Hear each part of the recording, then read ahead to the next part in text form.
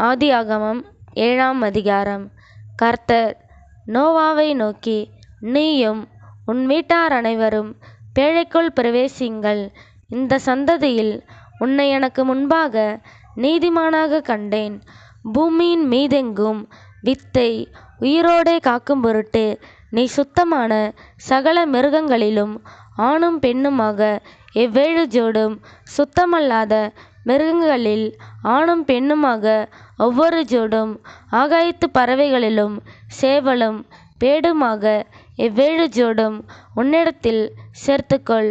இன்னும் 7 நாள் சென்ற பின்பு 40 நாள் இரவும் பகலும் பூமியின் மேல் மழையை வருஷிக்க பண்ணி, நான் உண்டாக்கின ஜீவஜந்துக்கள் அனைத்தையும் பூமியின் மேல் இராதபடிக்கு நிக்கிரகம் பண்ணுவேன் என்றார்.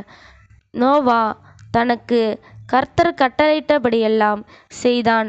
ஜலப்பிரளயம் பூமியின் மேல் உண்டான போது நோவா 600 வயதாயிருந்தான். ஜலப்பிரளயத்துக்கு தப்பும்படி நோவாவும் அவனுடனே கூட அவன் குமாரரும் அவன் மனைவியும் அவன் குமாரரின் மனைவிகளும் பேழைக்குள் பிரவேசித்தார்கள்.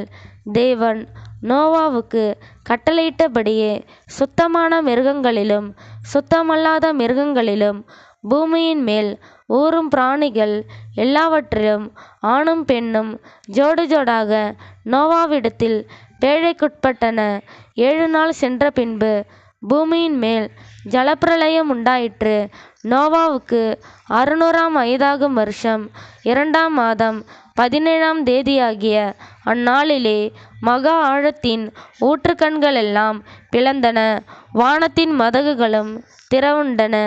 40 நாள் இரவும் பகலும் பூமியின் மேல் பெருமழை பெய்தது. அன்றைய தினமே நோவாவும் நோவாவின் குமாரராகிய சேமும் காமும் யாப்பேத்தும் அவர்களுடனே கூட நோவாவின் மனைவியும் அவன் குமாரரின் 3 மனைவிகளும் பேழைக்குள் பிரவேசித்தார்கள்.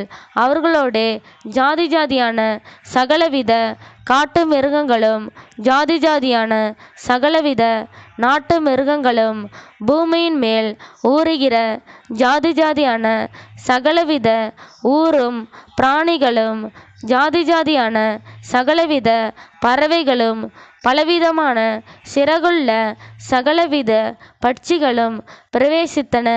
இப்படியே ஜீவ சுவாசமுள்ள மாம்ச ஜந்துக்களெல்லாம் ஜோடு ஜோடாக நோவாவிடத்தில் பேழைக்குள் பிரவேசித்தன. தேவன் அவனுக்கு கட்டளையிட்டபடியே ஆணும் பெண்ணுமாக சகலவித மாம்ச ஜந்துக்களும் உள்ளே பிரவேசித்தன. அப்பொழுது கர்த்தர் அவனை உள்ளே விட்டு கதவை அடைத்தார். ஜலப்பிரளயம் 40 நாள் பூமியின் மேல் உண்டான போது ஜலம் பெருகி பேழையை கிளம்ப பண்ணிற்று. அது பூமிக்கு மேல் மிதந்தது.